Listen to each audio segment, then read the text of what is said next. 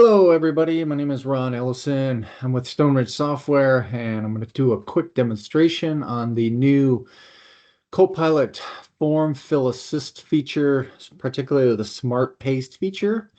I'll get into what that looks like and a couple examples around how to use that. We'll start with, though, I'm going to go into the Power Platform Admin Center. Under Settings, and product features, this new smart paste and file suggestion feature is right here under the AI Form Fill Assist. By default, or Form Fill Assistance, by default, it's on default. And all that really means is the feature's turned on for users of the Dynamics 365 model-driven apps, and it's kept off for users of Power Apps model-driven apps. Here you can turn it on or off, or leave it on the default, whichever you want to choose.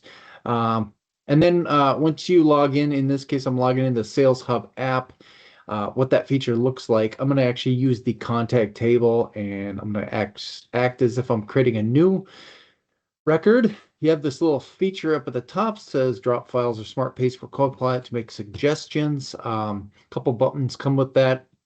You have the ability to upload a file, or you can literally copy paste text into here, and it'll basically populate your form based on the data that you copy in. I have a couple forms that I'm going to switch around to. First, I'm going to start with is the actual out-of-the-box contact form. Comes from Microsoft. By default, these are some of the fields I'm going to populate: the first name, last name of this contact, job title, email, business phone, and some of the address fields. Now, in this case, this address fields that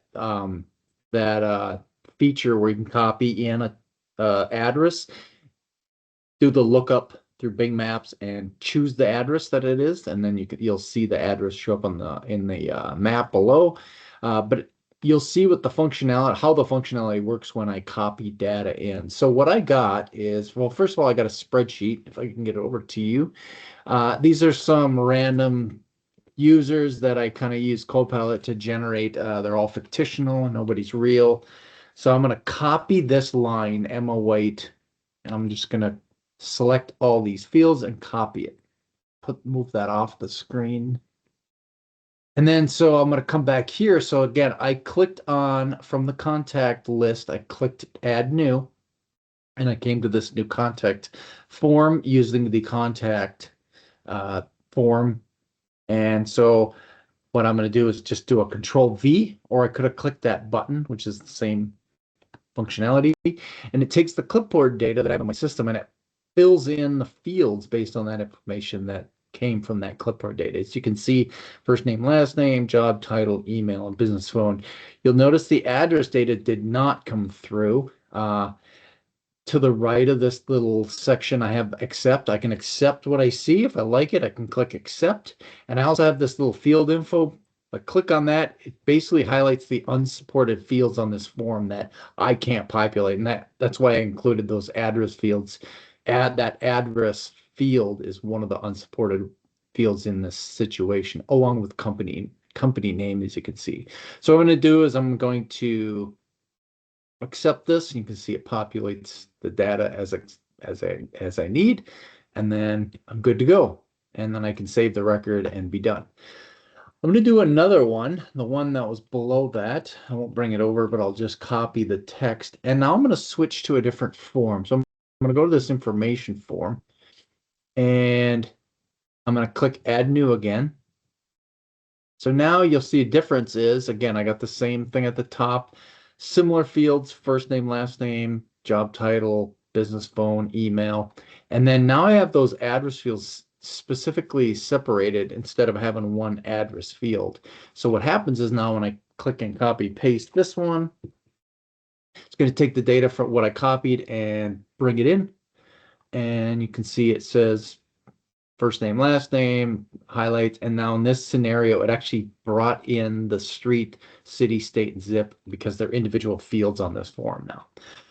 Kind of cool. And it'll say it allows me to accept 11 suggestions. And if I do click the field info, you can see the only field that was unsupported again was that company name, which I didn't even include in the copy anyway. So again, I'm going to accept that. And then again, it'll populate the data as I prefer, and then I click save, and it'll be a new record in your system. Another feature that's similar, so I pulled that data uh, from Excel file.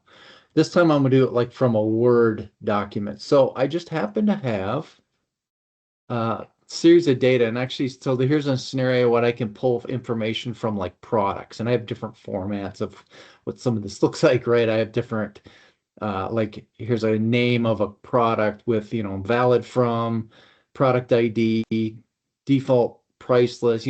This, I could get a list of, hey, add these into the system, something to that effect.